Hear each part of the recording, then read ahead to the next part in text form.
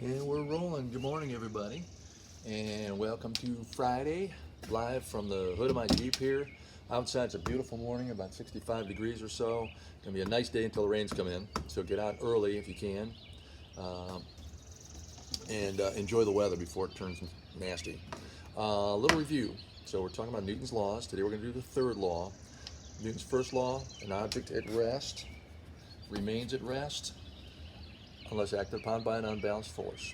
Right? Like gravity. As soon as I let go of this, gravity's going to pull it down the hood of my Jeep and move it on down. There's friction between the ball there too, so there's another unbalanced force. An object in motion will remain in motion in a straight line at a constant velocity unless acted upon by an unbalanced force. So you've got some unbalanced forces. You've got the cement, you've got friction, you got the curb, you got the grass over there that stop that ball. Second law, keep this in mind for later when we talk about rockets and how they launch. Force equals mass times acceleration. That's Newton's second law. He looked at the relationship between acceleration, force, and mass. If you apply the same force and you increase the mass, the acceleration is going to go down. It's heavier. If you apply the same force to an object and you decrease the mass, then the acceleration is going to go up. It's lighter, like that empty shopping cart.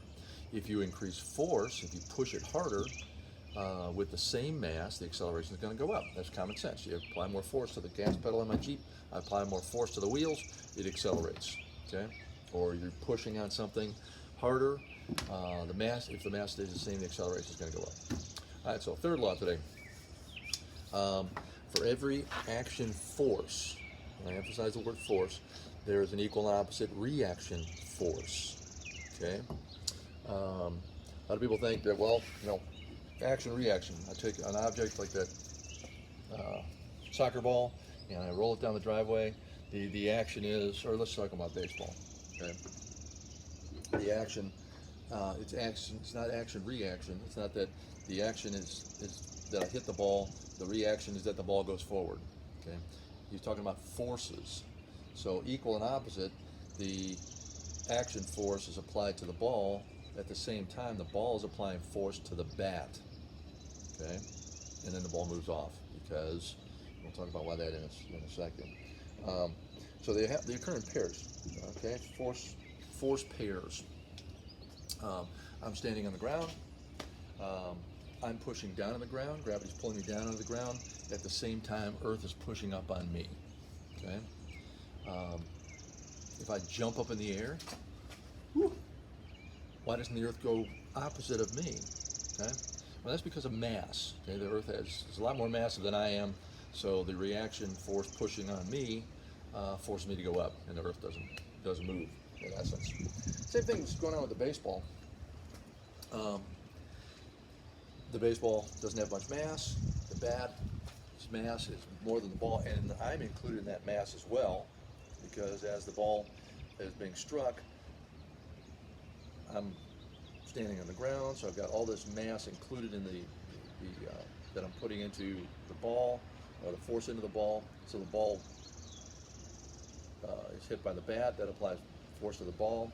The ball is applying force to the bat, but because of my total mass compared to the little ball, the ball is what's going to go taking off.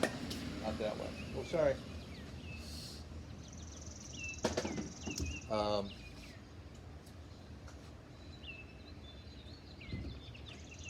Another example, and this is Neuberts basketball.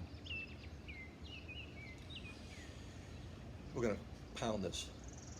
So I'm going to apply force to the ball. The ball's going to apply force to my hand. I'm going to feel it hit. Okay, so action force, reaction force. As I hit the ball, my mass is a lot more than this ball's mass, so the ball is going to go in the opposite direction. We'll pound that team from up north basketball out of here. Some good examples in the book. I've shrunk down Magic Screen. Look at this, and it's now on my little phone. Some good ones.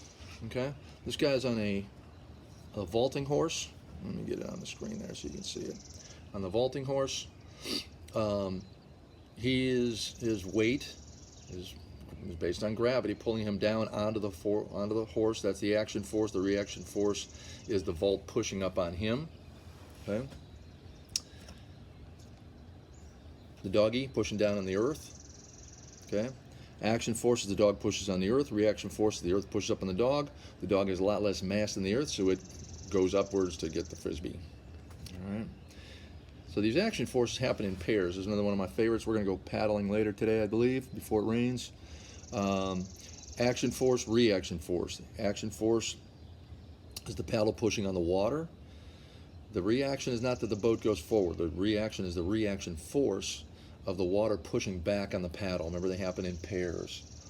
The mass of the lake all the body of water that you're pushing on is a lot more than the boat and you in it, so you go forward. Okay. Girl hitting a volleyball. Action force is pushing up on the ball. Reaction force is the opposite, the ball hitting the girl's hand. Her mass is a lot greater than the mass of the ball, so therefore the ball accelerates upwards as she sets it. No, she's bumping it. Maybe she's setting it. I have no idea. And these two guys have equal push on the ball. The ball's not going to go anywhere. There's kind of showing they're jumping for a ball in the middle over the net, and they're met with equal force. Same thing with this bow and arrow. I'm not going to fire the bow and arrow in the neighborhood, but the little light aluminum arrow doesn't stand a chance against the force applied by the string and my body mass. So when you fire it, I don't go backwards. There's a little bit of a recoil, but the arrow's going to go that way because it's so light. In target shooting, same thing. In shooting a cannon or any kind of a big gun, same thing. Think about, you guys were talking about Gettysburg in social studies. The cannons, can fire a 20-pound ball, cannon shot, 2 miles. Well, why doesn't the cannon go backwards 2 miles? It's action force, reaction force. Wouldn't the cannonball go 2 miles that way and the cannon 2 miles that way? It's because of the mass. A little 21-pound cannonball compared to a couple of 1,000-pound cannon doesn't stand a chance. The cannon may roll back a little bit because the explosion, okay, that's the force that's propelling the cannonball one way and the cannon the other way. The cannon will roll back a little bit and move it back up into position. So action force, reaction force. That recoil is part of that equation. Rockets. So last thing, how do rockets work and what do they have to do with Newton's third law? All right, so there's an old shuttle. They don't launch these anymore. But a lot of people think that, well, the action force is the thrust, the hot gases coming out of the bottom of the rocket right here, and the earth pushes up on the rocket. Well, that's not true, okay? Because how would rockets, the rocket is not pushing off the earth to launch, because once it's a mile up, the rockets are still firing. What's it pushing off of? It's not pushing off the earth. When it's up in space, if you watched Apollo 13, when they steer in space, they fire little jets, and they fire the engine as well. What are they pushing off of? Oh, my phone just went to sleep. What are they pushing off of? There's nothing in space to push off. There's no air, no nothing to push off of.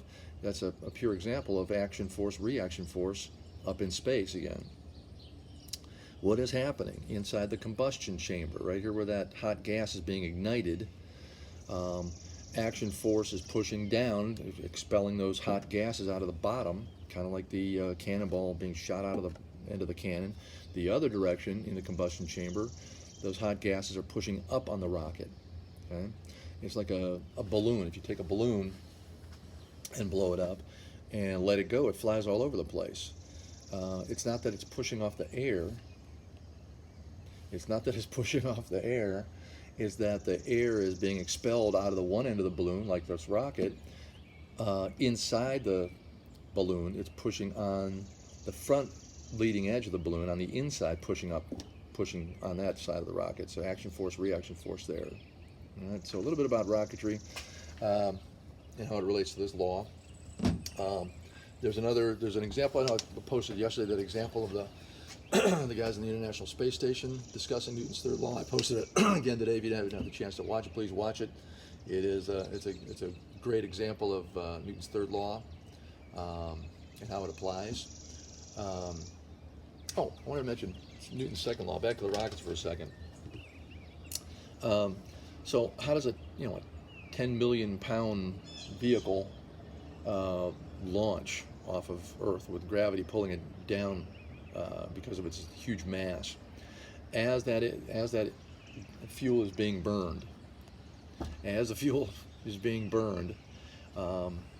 what's happening to the mass of the total rocket and fuel?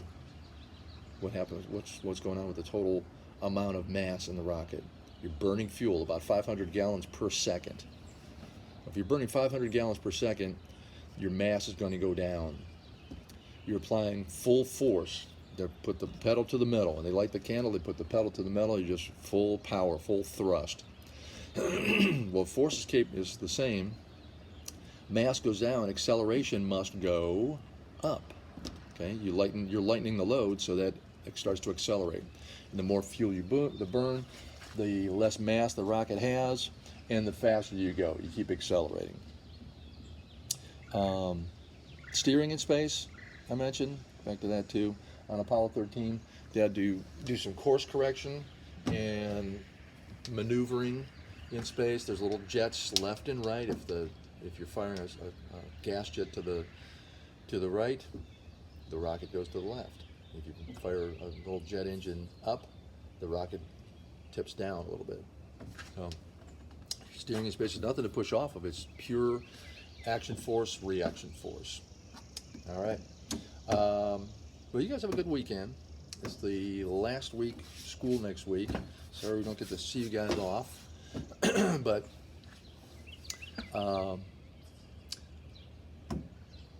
we got into Newton's third law, and then Monday we'll talk about momentum.